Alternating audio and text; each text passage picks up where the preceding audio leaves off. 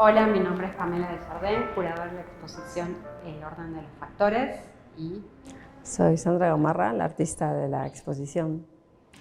Soy artista visual, nací en Perú, he hecho prácticamente mi vida entre Lima y Madrid, y desde mi educación, que fue casi específicamente de pintura, sigo utilizando este medio para cuestionar justamente la naturalización con la que vemos la realidad, tanto de la representación desde el arte como desde el propio mecanismo que utiliza el arte para presentarse al espectador, ¿no? Siempre pensando en cómo hay un artista que emite y un espectador que aparentemente es pasivo y recibe, ¿no? La información. Bueno, y también un poco completando lo que decía Sandra, el trabajo de Sandra también cruza varias temporalidades, en donde, digamos, ella trae a través de la copia materiales o producciones materiales del pasado, ¿no? Del pasado prehispánico, del pasado colonial, y eso también está presente en la exposición, estos cruces. Pero bueno, la exposición está más enfocada en la época virreinal, específicamente en la pintura de castas. Como pintora me siento parte de una tradición de copistas que se inician justamente con la conquista, con la llegada de nuevas formas de representación de la realidad. Desde este lugar es que me siento partícipe, ¿no?, de esta corriente que permanentemente está tomando imágenes que nos imponen, y el resultante es una especie de traducción equivocada, ¿no?, como una traducción fallida. La exposición está organizada en 7 salas. Estamos en la primera sala, en donde Sandra buscó establecer algunas conexiones entre el contexto mexicano y peruano, digamos, su origen peruano, y también pensar un poco en la construcción de la identidad, ¿no? Cómo se han construido las identidades, sobre todo en los países latinoamericanos después de la independencia, ¿no? Y también se trata como de homogeneizar una diversidad poblacional, y en esa idea de construir como un sujeto nacional también aparecen ciertos elementos o ciertas imágenes, ¿no?, que van construyendo como esa esencia, digamos, del sujeto nacional. Entonces la primera pieza, que se llama Introducción a la Identidad, son 16 cuadros que están divididos en 8 pares, donde ella va poniendo una imagen que pertenece a la cultura mexicana, digamos, que está localizada en México, y otra peruana, y que de alguna manera se parecen, ¿no? Digamos, porque también digamos, justo Perú y México comparten ese pasado prehispánico muy fuerte, y también un pasado colonial también muy importante, ¿no? Y estos pares de pinturas también van acompañando un texto de Sandra, que va un poco como guiando la lectura de las imágenes. Y luego otra pieza importante dentro de la exposición es Mestizo, que produce Mestizo Orinoco, que, como comentaba al comienzo de la exposición, está estructurada alrededor de la pintura de castas. Esta es una pintura que hizo Sandra hace ya 10 años, es un retrato familiar en donde justamente recurre a la idea de la pintura de castas, pero actualizándolo, digamos, en el contexto peruano, introduciendo también la idea de, digamos, su origen japonés, ¿no? Y esta idea de una nueva etnia, digamos, o un nuevo rasgo étnico que entra en la construcción de la sociedad peruana, que, digamos, no estaba presente en la colonia, ¿no? Entonces, una manera también de actualizar esa idea de la división o de la construcción también social a partir de las etnias o de las razas, ¿no? Toda esta primera sala gira en torno a la idea de la identidad y tal vez la dificultad con identificarse con el otro, ¿no? En la primera serie de Introducción a la Identidad es más bien un esfuerzo por desidentificarte de esto a lo que te pareces. En la pieza de la fotografía familiar es la imposibilidad también de fuera del núcleo familiar, de eso que te congrega, y en esta imagen de espejismo es como tu imagen de identidad se completa de esa imagen que es espejo cuando se refleja, ¿no? Pero de alguna manera desaparece si tú no estás. Y es siempre una especie de fascinación, ¿no? Por buscar una identidad que permanentemente se te escapa. Bueno, como comentábamos al comienzo, la exposición está centrada en la pintura de castas y esta idea de la clasificación racial está presente en esta obra, Gradación. Digamos que si pensamos en la cuestión de la clasificación social o de la raza, digamos, uno de los elementos como característicos dentro de lo fenotípico, digamos, ¿no? Es el color. Y en este sentido la obra, digamos, habla o piensa un poco esta idea de cómo se organiza socialmente la estructura social jerárquicamente a partir del color, ¿no? Son 20 ponchos que Sandra ha trabajado en colaboración con Elvia Pauker. Elvia Pauker. Y bueno, no sé si vos querés decir algo. Sí, la pieza alude a este parecido que puede tener las imágenes geométricas o lo que se podría llamar abstracción geométrica precolombina, en paralelo a lo que es la abstracción geométrica de la modernidad. De alguna manera hay una relectura o una revalorización de este tipo de abstracción desde una perspectiva occidental, ¿no? Y en este punto los ponchos se pueden leer como una especie de Lucio Fontana o de pintura de color total, y en realidad responde a otro tipo de sensibilidad y a otro tipo de acercamiento con la idea en este caso es con la idea de la tierra, con la idea del cultivo y del nacimiento, ¿no? Que no tiene nada que ver con lo que podría ser romper la superficie pictórica o este otro tipo de acercamiento de lo estético. Y como decía Pamela, hay una clasificación dependiendo del tono de la piel, pero que es social, pero que alude también a que hay una diferenciación casi mental, ¿no? Hay seres o humanos superiores que pueden llegar a una especie de abstracción total, que vendrían a ser las culturas más occidentales, versus las culturas nativas o primitivas, que aparentemente no alcanzan ese tipo de desarrollo y por tanto no han llegado a ese lugar de abstracción. El corte que tienen los ponchos aluden a la idea de la agricultura, cuando haces un corte en la tierra para poner una semilla y nacer la plantita, pero también hay esta relación con la idea de nacimiento, ¿no? De alguna manera cada vez que te vistes naces a una civilización, ¿no? Te enfrentas a la realidad desde vamos a decir, desde un punto de mira. Es casi, yo lo siento casi como un recuerdo, ¿no? Desde donde te enfrentas a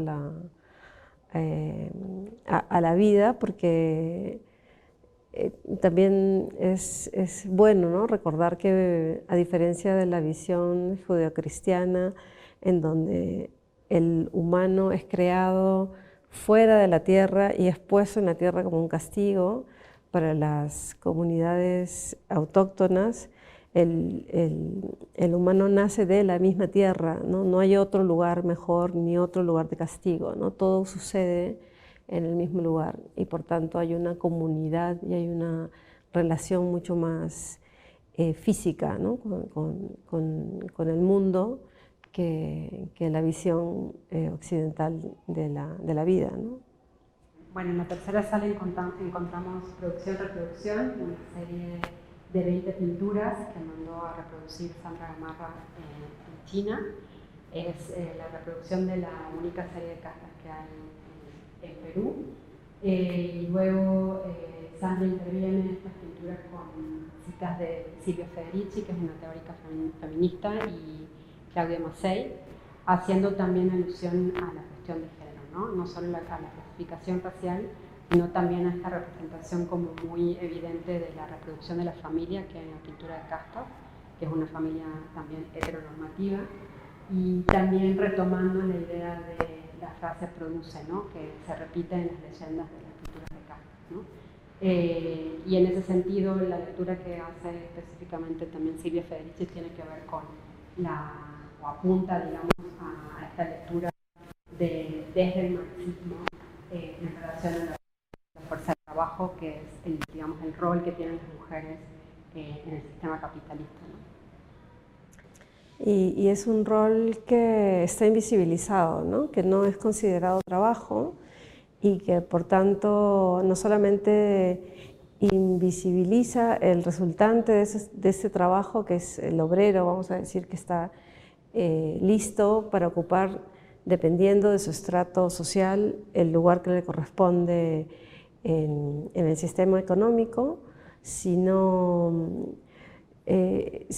también que invisibiliza a la propia mujer como trabajadora y por tanto, y desde el sistema capitalista y el desarrollo que ha tenido hasta nuestros días, podemos ver que la propia vida de la mujer termina opacada, ya no solamente su actividad, sino como persona,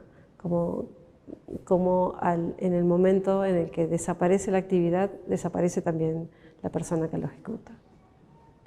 Como apuntaba Pamela, estas pinturas fueron comisionadas a un taller de copistas de China, y cuando envié las imágenes originales, no apunté más datos que la propia imagen que podía ver el copista, Me interesaba ver qué errores y qué se podía generar a través de ese error, por demasía o por sustracción. En el caso de 3 pinturas que pueden ver con este tipo de mancha naranja, en realidad son pinturas que han perdido la capa pictórica. Son de las 20 pinturas, hay 3 que están prácticamente destruidas y las otras están con mucha restauración después de casi un siglo que se pierde el rastro. Estas pinturas están en el Museo Antropológico de Madrid. Hay fotografías de 1904 en donde todavía las pinturas están completas, pero se piensa que durante la Guerra Civil tal vez se tuvieron que esconder o fruto de los propios movimientos de las pinturas de un museo a otro, se deterioraron. Fueron restaurados en el 2004, casi después de un siglo, para una exposición en Lima, que fue la primera vez que se expuso allí. Y claro, solamente viajaron 17 pinturas porque esas 3 están en pésimas condiciones, así que se podría decir que es la primera vez que se exponen en América las 20 imágenes de esta serie. Familias que vemos retratadas, todas ocupan como de una manera feliz el lugar social que les corresponde, Aparentemente todas están vestidas muy profusamente, muy elegantemente, y todas se muestran como familias establecidas, cuando en el virreinato solamente tenían permiso de casarse la gente blanca o con alguna posición económica relativamente alta, y las otras uniones seguramente eran frutos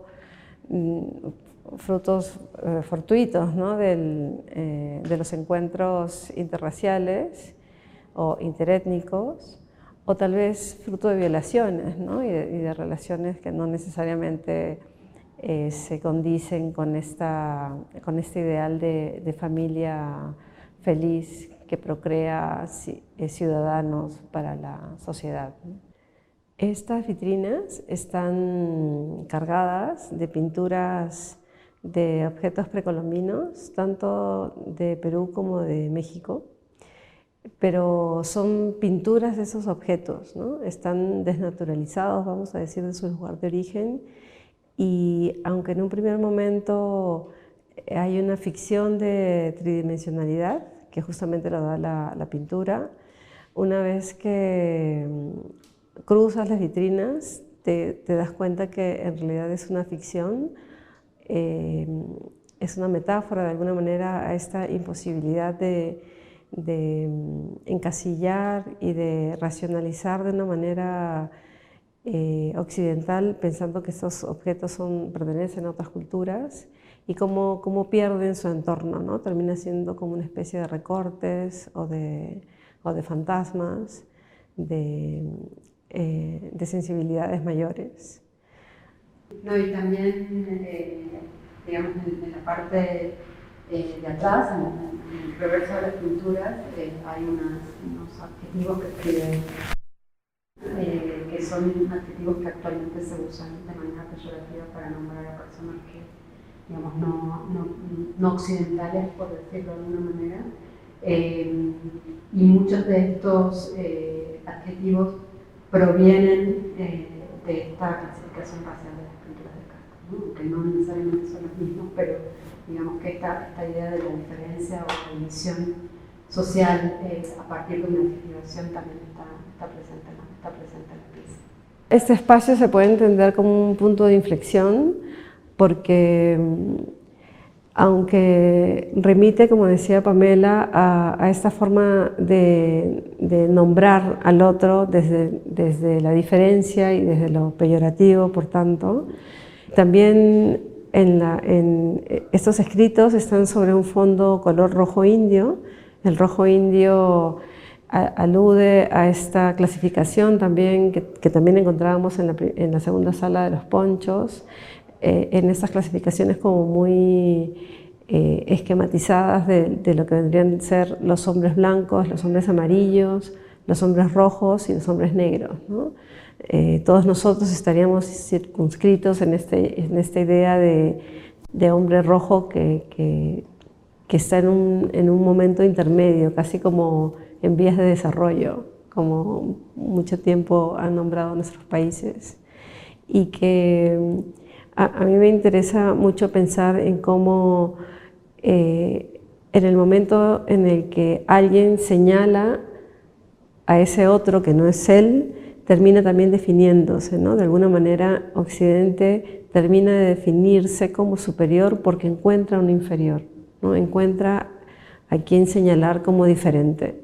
Y por eso me interesaba esta sala como un punto de quiebre, ¿no? entre las castas y entre lo que significa la denominación, ¿no? Cómo señalamos a otro. Bueno, y en esta última sala Sandra incluyó una reproducción de una serie de castas realizada por José Joaquín Magón, un pintor poblano. Esta es una serie de la segunda mitad del siglo XVIII, en donde ya se empiezan a introducir dentro de las pinturas de castas elementos más relacionados con la naturaleza, ¿no? Flora, fauna. Pero bueno, en este caso la reproducción que hace Sandra, donde aparece también de nuevo el color rojo, en este caso ella resalta las manos, ¿no? Los brazos y las manos de las mujeres y algunas frutas y flores, ¿no? En ese sentido también hay un eco con la serie de producción-reproducción, ¿no? Que habla también del trabajo de las mujeres. Y bueno, y también dentro de la sala están incluidas 16 láminas, ¿no? En donde Sandra las interviene, son láminas de la expedición botánica de la Nueva Granada, del Reino de la Nueva Granada, donde Sandra interviene en estas láminas con retratos de mujeres que desaparecieron durante la pandemia en Perú. Las pinturas, las copias de las pinturas de castas de Magón están abocetadas, vamos a decir, en rojo, aludiendo a este pigmento que se utilizaba para iniciar las pinturas. De alguna manera, para mí es una metáfora de que todo eso está por hacer, ¿no? En realidad todas estas imágenes están por releerse, por reestructurarse, y solamente hay tres elementos que están terminados y definidos, ¿no? Que son los brazos de las mujeres, los frutos y las flores. Esta serie se llama Querían brazos y llegamos personas. Aluden a una frase que utilizan las mujeres trabajadoras del hogar en España, y ellas se refieren así a cómo el trabajo de estas mujeres es solamente retribuido casi como si fuera, o sea, de una manera mínima, ¿no? No se considera trabajo, porque ya que no se considera trabajo el quehacer doméstico, mucho menos se considera trabajo si es una persona sin papeles, de escasos recursos. Entonces, de alguna manera exigen su humanización, ¿no? No solamente somos brazos, no solamente somos frutas o pedazos de flores, somos cuerpos completos que necesitan y que exigen dignidad. Y paradójicamente, a partir de las exigencias de esos colectivos, es que se ha visibilizado incluso el trabajo no remunerado y el trabajo invisibilizado de las mujeres blancas también, ¿no? Que en unas sociedades donde existes por el trabajo que realizas y por el dinero que generas, nuevamente les pasa lo mismo, ¿no? Son personas que prácticamente no existen, y en un momento en donde la esperanza de vida empieza cada vez a ser más larga, empieza a ser una carga social para el Estado, porque son personas que nunca recibieron remuneración, y empiezan a crearse como bolsas de personas que no se sabe qué hacer con ellas, ¿no? A nivel económico. Bueno, muchas gracias por acompañarnos. Este fue el recorrido por la exposición del orden de los factores de Sandra Gamarra Kijiki, que inaugura el 25 de junio y hasta el 17 de octubre en el Museo Nacional de Puebla.